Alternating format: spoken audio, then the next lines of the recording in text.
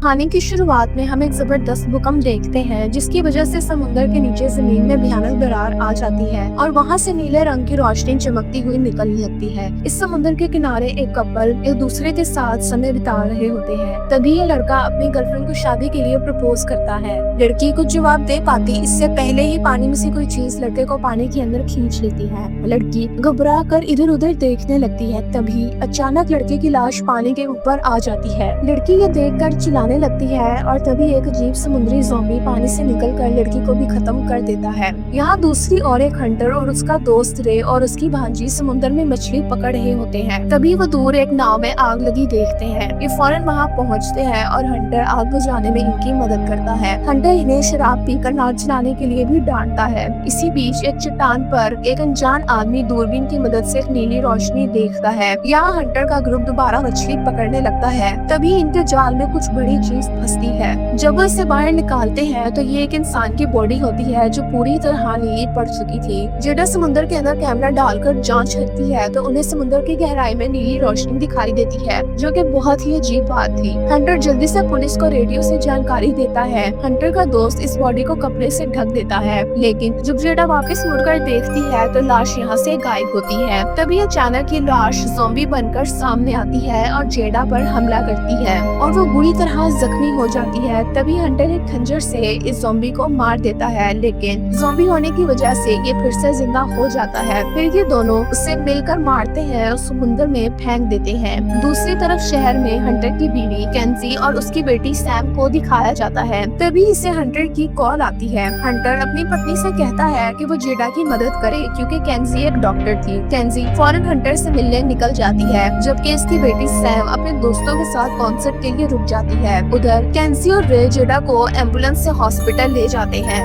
Sam concert में डैग नाम के सिंगर से मिलती है और दोनों में दोस्ती हो जाती है। इसी दौरान हंटर एक पुलिस ऑफिसर कॉनी से मिलता है और दोनों समुद्र में हुई घटना के बारे में जांच करने का फैसला करते हैं। ये हंटर की नाव में बैठकर समुद्र में जाते हैं, जहां फिर से ये नीली रोशनी को देखते हैं। हंटर फिर से समुद्र में कैमरा डालता है। ये समुद्र के अंदर जहाज का मलबा देता है। जहाज में आई एक दरार से ये नीली रोशनी निकल रही थी। जहाज पर इसका कोई नाम या पहचान की कोई निशानी नहीं थी, जो और भी अजीब बात थी। जहाज के पास और भी क्रिएचर तैर रही होती हैं, जिन्हें देखकर हंटर कहता है ये वैसे ही ज़ॉम्बी हो सकते हैं जैसा उनकी बोट पर आया था। हंटर इसे अपनी साथ हुई घटना के बारे में बताता है, जिसे पुलिस वाला मजाक समझकर हंसने लगता है। उसी समय पानी में ज़ॉम्बीज़ का एक बड़ा झुंड दिखाई देता है जो पानी में इनकी तरफ तैर रहा होता है। ये देख के कॉनी को हंटर की बात पर यकीन हो जाता है। हंटर केंसी को कॉल करके जेडा को सबसे अलग रखने के लिए कहता है और अपने फ्रेंड को कॉल करके उसे सब लोगों को समुद्र से दूर रखने के लिए कहता है। तभी बीच पर सुनामी का सायरन बजने लगता है और लोग हैरान होकर समुद्र की तरफ देखते हैं, जहां पानी पीछे की ओर जा रहा था। यहाँ हंटर और कॉनी लोगों को बचाने के लिए वापस बीच पर जाना चाहते हैं, लेकिन वो देखते हैं उनके पीछे एक बहुत बड़ी लहर आ रही थी जो कि समुद्री ज़ॉम्बी से भरी हुई थी। लोग सुनामी को आते देख घबरा जाते हैं। हंटर अपनी नाव को तेज भगाने की कोशिश करता है, मगर लहर उन्हें अपनी लपेट में ले लेती है। कुछ ही देर में ज़ॉम्बीज़ की सुनामी बीच पर पहुंच जाती है और इलाके को तहस नहस कर देती है। ज़ॉम्बीज़ हर तरफ बिखर गए थे। हंटर और कॉनी किसी तरह से सलामत बीच पर पहुंच जाते हैं। इधर हॉस्पिटल में केंजी रे को बताती है कि सुनामी के कारण सभी डॉक्टर्स हॉस्पिटल से भाग गए हैं, जिसकी वजह से किसी भी किस्म का इलाज नहीं हो पाएगा और फिर वक्त इन्हें क्वारंटीन में रहना होगा। बीच पर कई लोग जिंदा बचे थे। हंटर और कॉनी उन्हें खतरे की चेतावनी देने की कोशिश करते हैं, लेकिन अब बहुत देर हो चुकी थी। ज़ॉम्बी सब समुद्र से बाहर आ चुके थे और सब इंसानों पर हमला कर रहे थे। बीच पर जिंदा बचे लोग भी ज़ॉम्बीज़ बन जाते हैं। इससे ज़ॉम्बीज़ का झुंड और भी बड़ा हो जाता है। हंटर और कॉनी अपनी पिस्तौल और चाकू से काफी ज़ॉम्बीज़ को मार देते हैं, लेकिन ज़ॉम्बीज़ इतने ज्यादा थे कि ये सभी को संभाल नहीं पाते। यहाँ हंटर एक नाव देखता है और इसके इंजन को स्टार्ट करके एक साथ कई ज़ॉम्बीज़ को मार देता है, जिससे काफी लोगों को भागने का मौका मिलता है। दूसरी ओर सैम और इसके दोस्त एक बिल्डिंग से ये सब देख रहे थे। यहाँ हॉस्पिटल में जेडा होश में आते ही ज़ॉम्बी बन जाती है और रे पर हमला करने की कोशिश करती है। तभी एक डॉक्टर रूम में आता है और जेडा उसे देखकर उस पर हमला कर देती है और रे मौके का फायदा उठाकर कमरे से भाग जाता है। बीच पर कॉनी एक और ज़ॉम्बी को मारता है, लेकिन ज़ॉम्बी कम होने की बजाय ज्यादा होते जा रहे थे। घायल ज़ॉम्बी भी हिल कर वापस ज़ॉम्बी बन रहे थे, इसलिए हंटर और कॉनी यहाँ से भागकर मदद लाने का फैसला करते हैं। जब ये गाड़ी में बैठते हैं तो गाड़ी की पिछली सीट पर बैठा ब्ले और इसकी गर्लफ्रेंड घबरा जाते हैं। ब्ले वही लड़का होता है जिसकी बोट पर आग लगी थी। ये दोनों छुप कर यहाँ गाड़ी में बैठे होते हैं। हंटर इनकी मदद करने का फैसला करता है और ये गाड़ी लेकर यहाँ से निकल जाते हैं। इस बीच दूरबीन वाला आदमी बीच पर आता है और अपने हाथ में लोहे की रॉड लिए एक ज़ॉम्बी के पास जाता है। हॉस्पिटल में केंजी कमरे से बाहर निकलती है और देखकर हैरान हो जाती है कि जेडा ने हॉस्पिटल के सारे स्टाफ को मार डाला है। जेडा केंजी का पीछा करती है। केंजी आगे भाग रही होती है, तभी रे इसको एक कमरे के अंदर खींच लेता है और दरवाजे को लॉक कर देता है। लेकिन बाकी सारे स्टाफ भी ज़ॉम्बी बन चुका था, जिस वजह से ये जेडा के साथ मिलकर दरवाजा तोड़ने लगते हैं। ये सब मिलकर दरवाजा तोड़ देते हैं और केंजी और रे को यहाँ से भी भागना पड़ता है। ये दोनों भागकर हॉस्पिटल के दूसरे हिस्से में जाते हैं, जहाँ इन्हें व्हील चेयर पर बैठा एक ज़ॉम्बी नजर आता है। दूसरी तरफ जेडा अभी भी उनके पीछे लगी थी। रे और केंजी को यहाँ से भी भागना पड़ता है। यहाँ हंटर और बाकी लोग पुलिस स्टेशन पहुँचते हैं और ज़ॉम्बीज को अपनी तरफ आता देख जल्दी से अंदर घुस जाते हैं। यहाँ ब्ले पर ज़ॉम्बी हमला करने ही वाले होते हैं कि ब्ले अपने गर्लफ्रेंड को उनके आगे फेंक देता है और खुद यहाँ से भाग जाता है। जब सारे ज़ॉम्बीज मिलकर खिड़कियों को तोड़ने की कोशिश कर रहे होते हैं तो हंटर ब्ले को इसकी हरकत पर डांटता है, जिस पर ब्ले को गुस्सा आ जाता है और वो पुलिस ऑफिसर से गन छीन लेता है और सिक्योरिटी रूम की सारी गन्स की डिमांड करता है। जब ये सब इस बात से इनकार करते हैं तो ब्ले पुलिस वाले को गोली मार देता है और यहाँ से भागने लगता है, लेकिन हंटर इसे बेहोश कर देता है। दूसरी तरफ सैम और इसके दोस्त बिल्डिंग से बाहर निकलकर सड़कों पर आ जाते हैं। कुछ लोग आगे जाकर सैम का ग्रुप मार्केट में छुपने की कोशिश करता है, लेकिन वो जगह भी ज़ॉम्बी से भरी होती है। इस दौरान डैग गिर जाता है और इसके पैर में चोट आ जाती है, इसलिए सैम उसे सहारा देकर चलने में मदद करती है। उनके दूसरे दोस्त को ज़ॉम्बीज मार देते हैं, जिससे उनका ग्रुप अलग हो जाता है। सैम की दोस्त कुछ ज़ॉम्बीज को धक्का देकर भाग जाती है, जबकि सैम और डैग पीछे की तरफ भागते हैं। पुलिस स्टेशन में अकॉनी रेडियो की मदद से मदद मांगने की कोशिश कर रहा होता है, मगर इसे कोई जवाब नहीं मिलता। फिर ये तिजोरी से एक लिफाफा निकालता है जिस पर कुछ लिखा होता है, जिसे वो हंटर से छुपाकर जाया कर देता है। हंटर इस बीच समुद्री रिकॉर्ड चेक करता है और उस जहाज का पता लगाता है जिसे उन्होंने समुद्र में देखा था। ये जहाज रिबॉक इंडस्ट्रीज के नाम पर रजिस्टर्ड होता है। रिकॉर्ड में लिखा होता है कंपनी ने इस जहाज को छुपा दिया है। इस समय ज़ॉम्बीज खिड़कियां तोड़कर अंदर आ जाते हैं। ये देखकर हंटर और अकोनी अलमारी खोलते हैं ताकि हथियार निकाल सके। हंटर को पुरानी चीजें पसंद थी, इसलिए वो एक डबल ब्लेड भरा पुराना चाकू निकाल लेता है। बाहर निकलते समय हथकड़ियों में बंधा हुआ ब्ले उसे भी साथ ले जाने की मिन्नत करता है, लेकिन ये उसे इग्नोर कर देते हैं। ये दोनों पुलिस शील्ड का इस्तेमाल करते हुए दरवाजे पे खड़े ज़ॉम्बीज को पीछे हटाते हैं। अकोनी पास के ज़ॉम्बीज को शूट करता है, जबकि हंटर सड़क से आ रहे ज़ॉम्बीज को उड़ा देता है।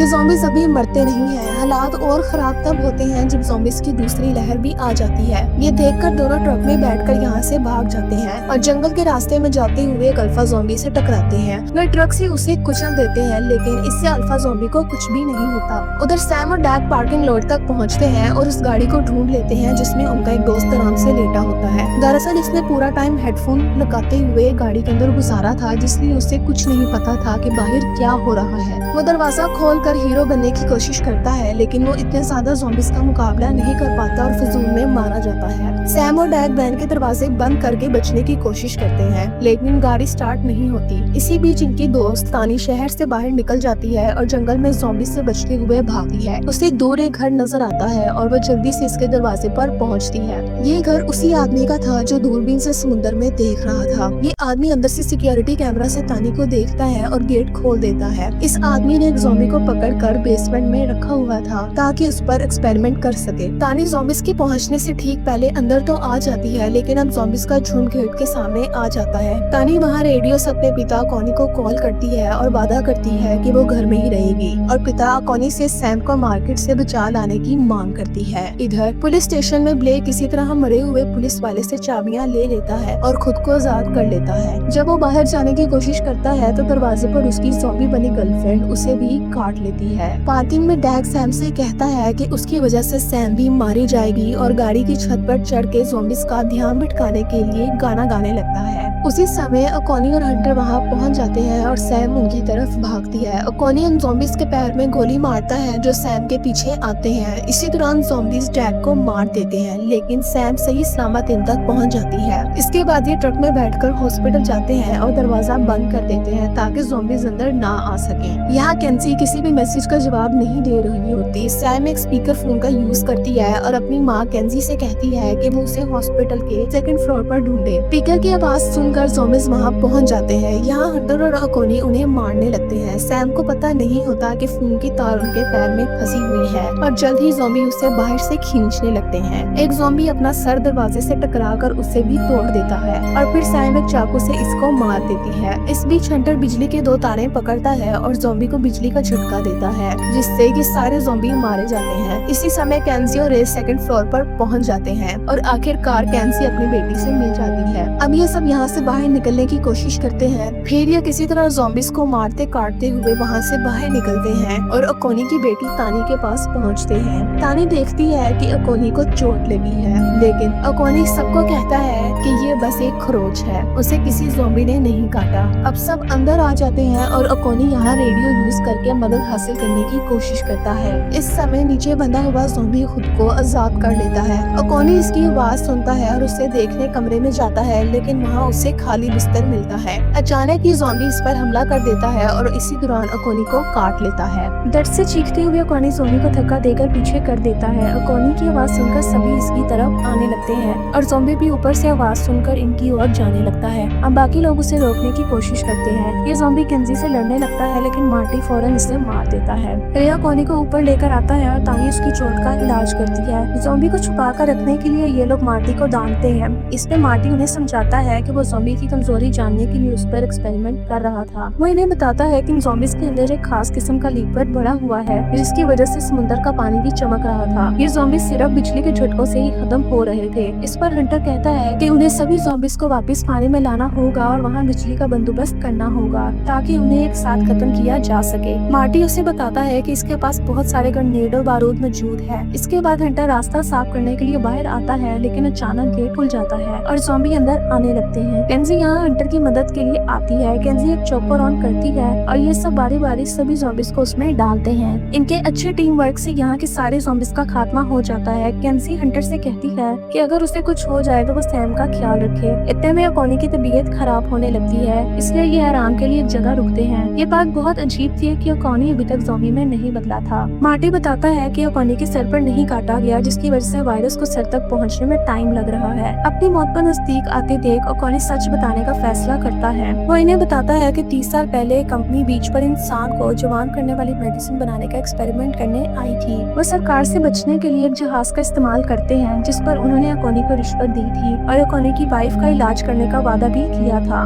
ये मेडिसिन बनाने वाली कंपनी का एक्सपेरिमेंट नाकाम हो गया और उन्होंने मेडिसिन और उन सब लोगों को जिन पर एक्सपेरिमेंट किया जा रहा था जहाज के समेत ही समुद्र में डुबो दिया और जहाज से प्लेट भी हटा दी जिस पर कंपनी का लोगो था। तभी यहाँ ज़ॉम्बीज़ आ जाते हैं। हंटर यहाँ अपने टेजर ब्लेड का इस्तेमाल करते हुए उन्हें खत्म करने लगता है और बाकी लोग यहाँ से निकल जाते हैं। रास्ते में तानी को अपने पिता को छोड़ना पड़ता है क्योंकि वो मर जाता है, लेकिन छोड़ने वक्त वो उसके पास एक ग्रेनेड रख देती है और सब यहाँ से बाहर निकल जाते हैं। जाते समय तानी देखती है कि अकोनी ज़ॉम्बी बनने लगता है और अपने आखिरी पलों में वो ग्रेनेड को ऑन कर देता है। कुछ देर बाद सब बीच पर पहुँचते हैं और प्लान को कामयाब करने के लिए अलग हो जाते हैं। मार्टी ने अपने घर पे कुछ बारूद छोड़ा था और अब रिमोट का यूज करके उसे उड़ा देता है। इसी समय मार्टी और तानी बारूद को सेट करने के लिए समुद्र में निकलते हैं। मार्टी कनेक्शन सेट कर रहा होता है कि तानी उसे जल्दी करने का कहती है क्योंकि ज़ॉम्बी उनका पीछा कर रहे होते हैं। यहाँ केंजी और सैम पावर बॉक्स के पास सही समय का इंतजार कर रहे होते हैं। हंटर एक बाइक लाता है और तेज आवाज में म्यूजिक चला देता है ताकि ज़ॉम्बी उसके पीछे आ जाएं। इसी दौरान मार्टी पानी में कूदकर टाइम बॉम्ब इंस्टॉल करने की कोशिश करता है, लेकिन इतने में ज़ॉम्बीज़ इस पर हमला कर देते हैं। रे उसे बचाने की कोशिश करता है, लेकिन अब बहुत देर हो चुकी थी और मार्टी मारा जाता है। हंटर जब पानी तक पहुंचने वाला होता है तभी उसकी बाइक रेत में फंस जाती है और उसे पैदल ही आगे बढ़ना पड़ता है, लेकिन तभी वहाँ अल्फा ज़ॉम्बी उस पर हमला कर देता है और उसे नीचे गिरा देता है। यहाँ ब्लेड में लगा टेजर काम नहीं करता और हंटर को हाथों से ही ज़ॉम्बी का मुकाबला करना पड़ता है। अल्फा ज़ॉम्बी उसका हाथ पकड़ लेता है, लेकिन हंटर उसे कुछ किक्स मारकर खुद को छुड़ा लेता है। केंजी ये सब देखती है और फंसी हुई बाइक को बाहर निकालने लगती है। अब म्यूजिक फिर से बजने लगता है और आखिरकार सारे ज़ॉम्बी समुद्र की ओर बढ़ने लगते हैं। हंटर ज़ॉम्बी का मुकाबला करता रहता है और ज़ॉम्बी उसे गर्दन से पकड़ लेता है। इसका फायदा उठाकर हंटर छुपाया हुआ चाकू निकालता है और ज़ॉम्बी का हाथ काट देता है। तानी यहाँ ज़ॉम्बीज़ को शूट करने की कोशिश करती रहती है जो बोर्ड पर चढ़ने की कोशिश कर रहे थे, लेकिन ज़ॉम्बी बहुत ज्यादा थे। रे उसे लाइफ जैकेट देता है और उसे यहाँ से जाने के लिए कहता है। हंटर अभी भी ज़ॉम्बी से लड़ रहा रहा होता है और अपना ब्लेड उठाता है। इस बार ब्लेड में लगा टेजर काम करने लगता है और हंटर ज़ॉम्बी का सर काटकर उसे पानी में फेंक देता है। उसी समय सैम पावर बॉक्स को ऑन कर देती है और सभी ज़ॉम्बीज को करंट के एक ही झटके से मार दिया जाता है। जैसे ही तानी समुद्र से बाहर निकलती है, यहाँ रे समुद्र में एक बड़ा धमाका कर देता है जिससे रे खुद भी मारा जाता है। इस धमाके से एक और बड़ी सुनामी आती है जिसकी वजह से हंटर को यहाँ से भागना पड़ता है। यहाँ इसे ज़ॉम्बी बना ब्ले मिलता है। हंटर इसे अपने टेजर वाले चाकू से खत्म कर देता है। अब सारे ज़ॉम्बीज मर चुके थे और अब सैम केंजी तानी को पानी से बाहर निकालते हैं। अब यहाँ एक रेस्क्यू जहाज अपनी ओर आता देखते हैं और यहाँ कहानी खत्म हो जाती है।